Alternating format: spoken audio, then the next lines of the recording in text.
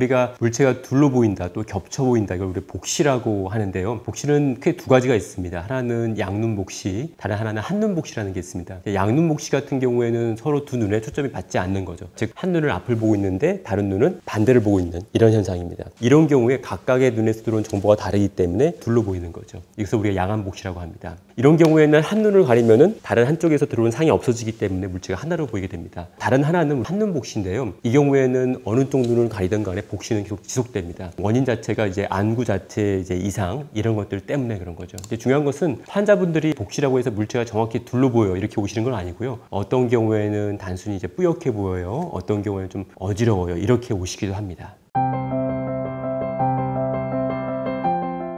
어지러울 때 복시 때문에 어지러운지 아닌지를 알 수가 있는데요. 아까 말씀에 복시 때문에 어지러운 경우는 두 눈이 서로 다른 데를 보고 있기 때문에 각각 다른 정보가 뇌로 들어오기 때문에 어지러운 거죠. 그러니까 복시 때문에 어지러운 경우는 보통 한 눈을 가리면 좋아집니다. 근데 한 눈을 가려도 계속 어지럽고 아니면 사물이 핑핑 돌거나 아니면 다른 신경학적 이상이 있는 경우, 예를 들어서 말이 어눌하거나 팔다리에 힘이 빠지거나 이런 경우에는 복시 때문에 어지러운 게 아니라 귀나 뇌 때문에 어지러운 거일 수 있습니다.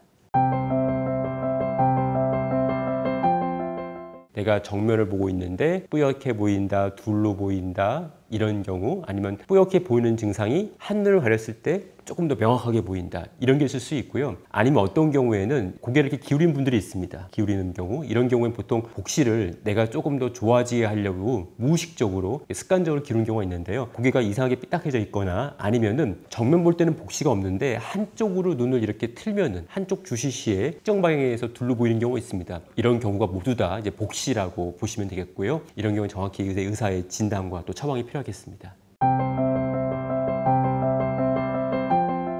복시가 생기는 원인은 크게 두 가지가 있습니다. 그럼 양안복시, 단안복시 원인을 각각 우리가 나눠봐야 되는데요. 양안복시에는 먼저 여기 보시면은 뇌 이상, 그리고 뇌에서 눈까지 가는 신경, 그리고 눈을 움직이는 근육, 그리고 요 신경과 근육 접합부의 이상, 이렇게 나눠볼 수가 있습니다. 눈을 움직이는 요 근육은 뇌에서 3번, 4번, 6번 뇌신경이 지배하는데요. 요 뇌신경에 이상이 있거나 아니면은 요 눈을 움직이는 근육 자체가 이상이 있는 경우, 대표적으로 갑상선이 있거나 그러면은 이 근육이 두꺼워집니다. 그러면 생기는 이상, 그리고 근육과 신경이 만나는 부분이 우리가 근육, 신경 접합부라고 하는데요. 예를 들어서 근무력증이 있는 경우에 이 근신경 접합부 이상으로 우리가 둘러보일 수 있습니다. 그래서 제가 쉽게 환자분들을 설명드릴 때는 뇌, 눈을 움직이는 근육, 뇌의 신경과 근육의 접합부 문제, 이 세 가지를 말씀을 드리고요. 한눈 복시 같은 경우에는 눈 자체 이상인 경우가 대부분입니다. 예를 들어서 눈에 난시가 있거나 아니면 망막에 변성이 있거나 그러면은 눈 안으로 들어오는 빛이 난반사, 굴절이 여러 군데로 되기 때문에 그것 때문에 물체가 이제 겹쳐 보이고 뿌옇게 보일 수 있는 것이죠.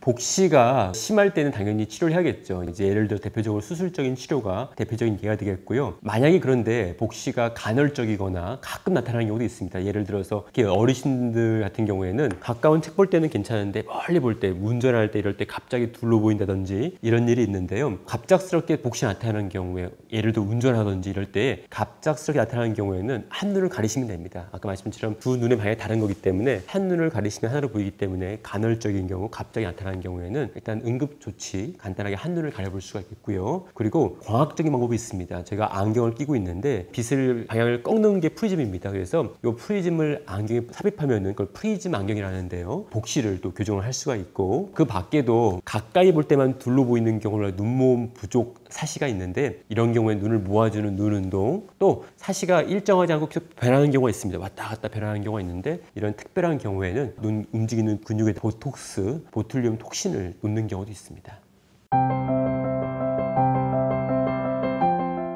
네, 복시 수술 성공률은 상당히 좋은 편입니다. 원인에 따라 다르지만은 대략적으로 수술 성공률은 보통 한 번에 80% 정도 이야기를 하고 있고요. 보통 이제 한 번에 안 끝나는 복합적인 사시인 경우에는 두 번 정도 했을 경우 90%를 얘기하고 있습니다. 그래서 원인 따라 다를 수 있지만은 대체적인 수술 성공률은 좋고요. 그리고 수술 회복 기간도 짧습니다. 수술한 다음에 장기간 병원에 입원하거나 오랫동안 일상생활을 못하는 게 아니라 보통 수술 같은 경우도 당일 또는 1박 2일로 끝나고 일상생활도 수술 다음 날부터 보통 가능한 경우가 많습니다. 그래서 복시가 있다 너무 걱정하지 마시고요. 안과에 오셔서 정확한 전문의와 진단과 상담 받으시기 좋고, 무엇보다도 아까 말씀드렸던 복시 원인 중에 하나가 뇌나 눈을 움직이는 뇌신경 문제에 있을 때 말씀드렸는데, 이런 경우에는 복시를 그냥 방치하는 경우에는 더 큰 병으로 진행될 수가 있습니다. 그래서 일단은 한번 걱정하지 마시고 상담을 받아보시는 것을 추천드립니다.